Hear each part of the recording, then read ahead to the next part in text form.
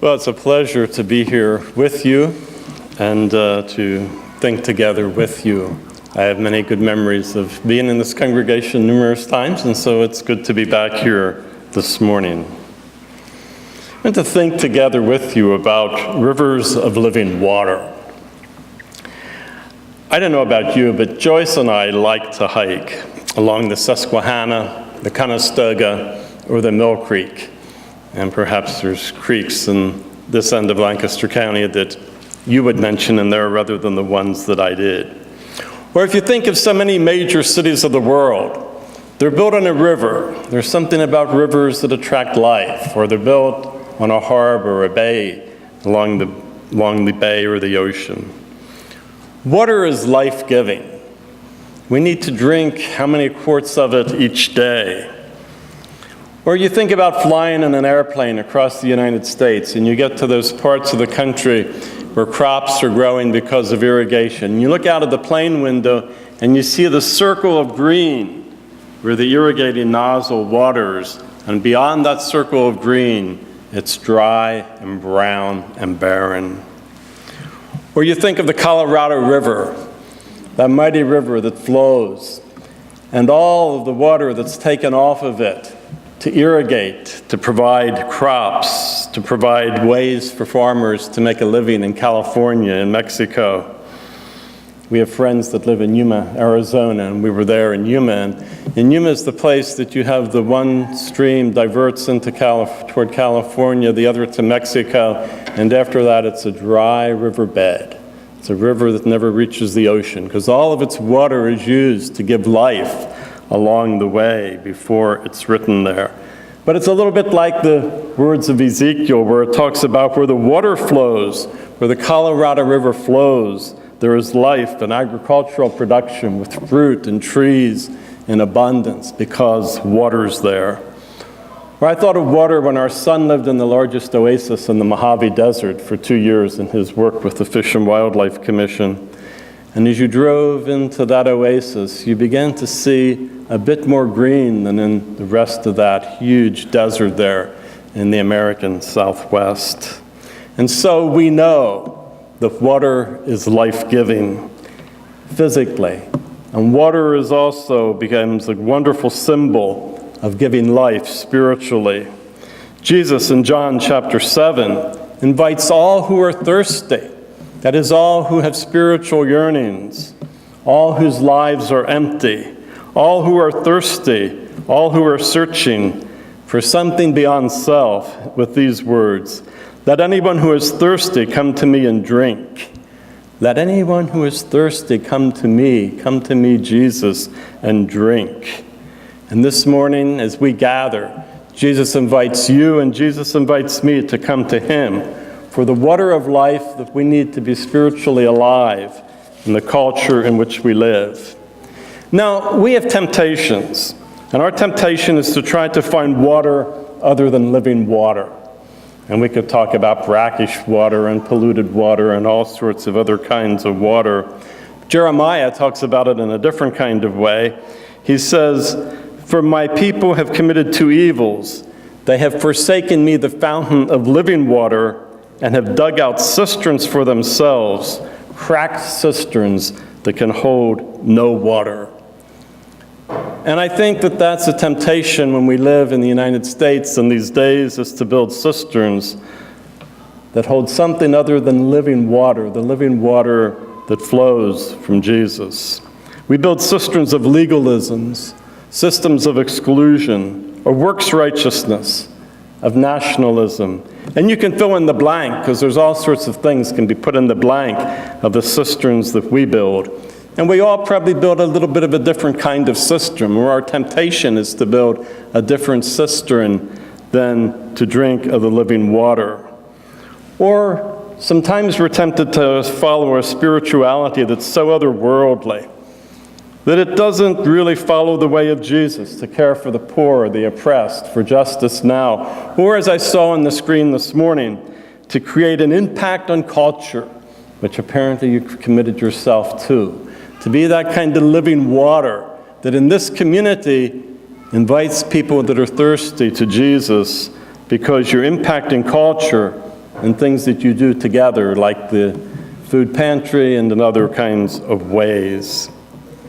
Jesus calls us to do that rather than to be involved with the cracked cisterns of our day. Come, and if anyone is thirsty, come, that the one who desires take the water of life. And the wonderful thing about the water of life, he says, it's free, it's without price. It's simply to come to Jesus. And so as we cannot survive physically without water, so we cannot survive spiritually without abiding in Jesus, the source of living water.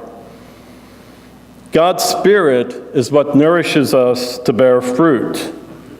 Jeremiah, again, in 17, verse 8, says, "She or he is like a tree planted by the water that sends out its roots by the stream and does not fear when heat comes, for its leaves remain green, and is not anxious in the year of drought, for it does not cease to bear fruit."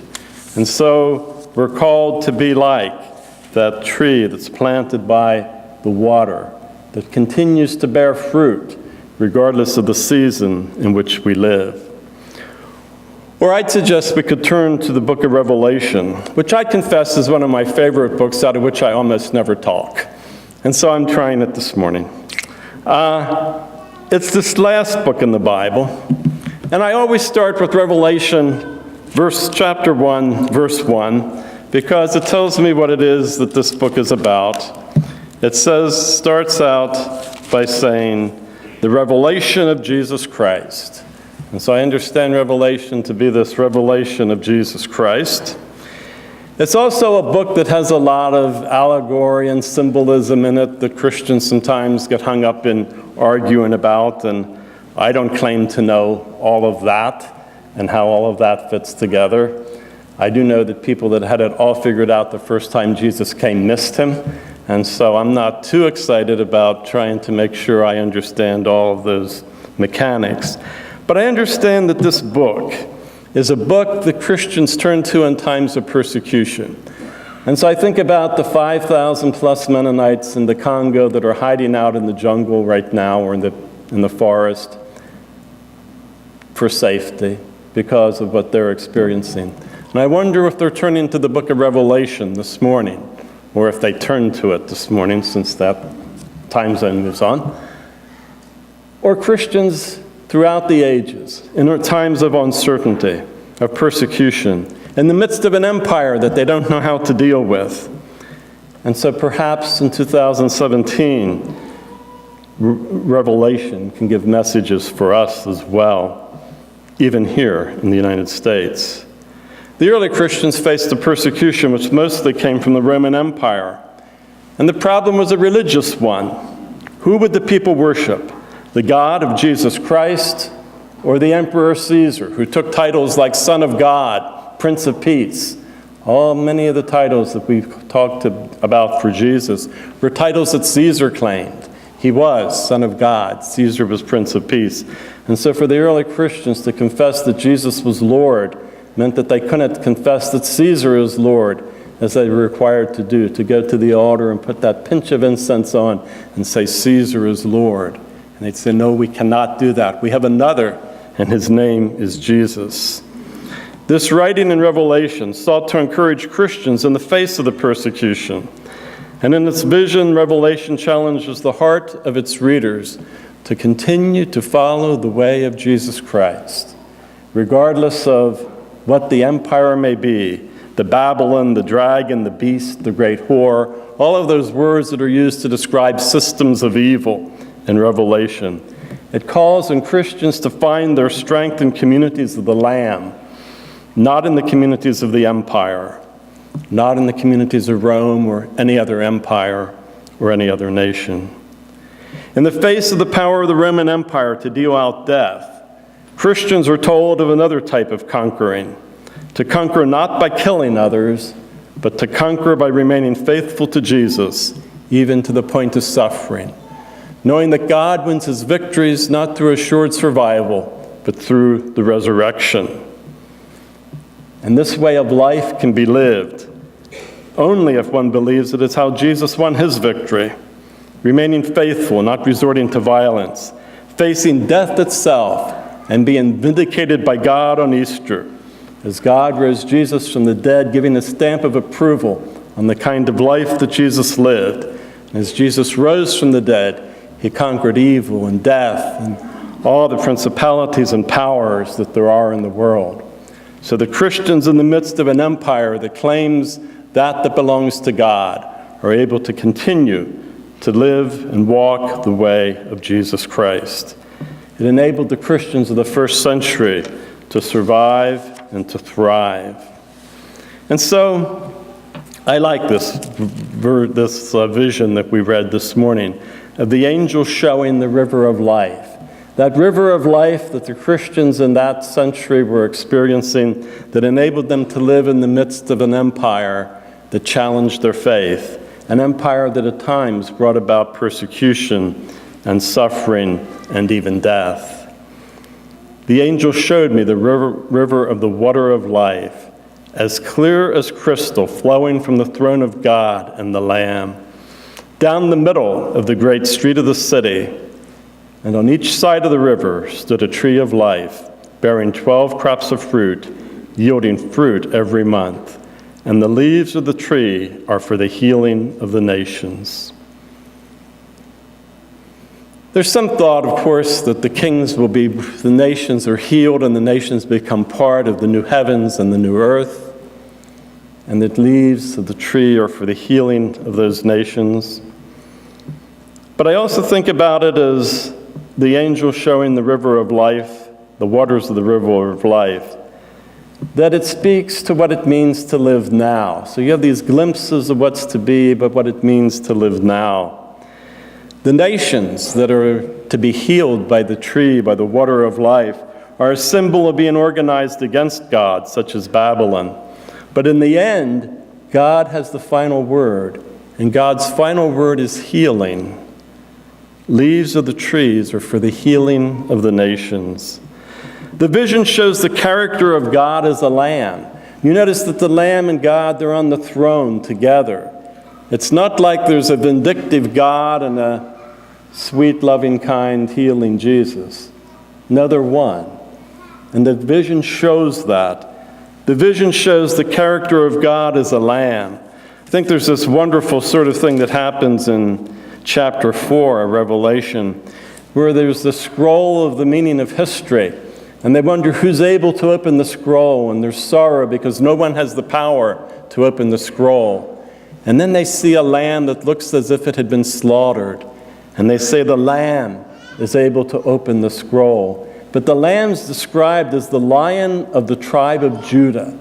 And so there's this interesting thing in Revelation that God's lion is a lamb. God's lion is a lamb. It just sort of flips itself upside down. And what we tend to think is a lion is not really a lion in God's economy, in God's way. And so you get these things when in chapter 4, when they see that God's lion is a lamb. It's a time to worship, to celebrate, to praise. For you are worthy, our Lord and God, to receive glory and honor and power. For you created all things, and by your will they exist and were created. Or worthy is the Lamb that was slaughtered to receive power and wealth and wisdom and might and honor and glory and blessing.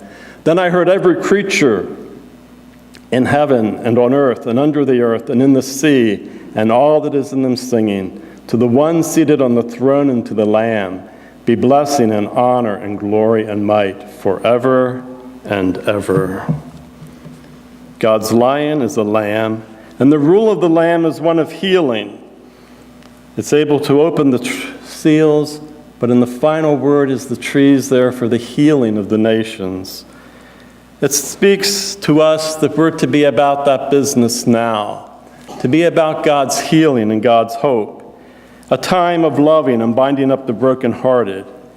We're to live in a time of giving sight to the blind, of food for the hungry, clothes to the naked, freedom to the oppressed, and to be about creation care, leaving the environment of this world better than we found it. It's being, as Jesus said in John 7:39, that as we live that way, from our mouth will flow rivers of living water. The water flowing from you, from me, from this gathered body, from this congregation. That is, to me, the meaning of being a missional church, which Atlantic Coast Conference calls each of its congregations to be. That we see where God is at work, so that the living waters of the Spirit will flow through us and out to a parched and a dry land. It's a theme picked up in the Mennonite churches, vision, healing, and hope. That we grow as a community of grace, joy, and peace, so that God's healing and hope flow through us to the world. And again, I heard that echoed in your mission statement, your commitments that you made this morning. The symbol is not a pitcher of water, but it's a river. It's a river gushingly flowing down the mountain, as we sang. And while Revelation is clear about showing the forces of evil, it concludes that evil will not last forever, that the evil is not God's final word or the final word for this world.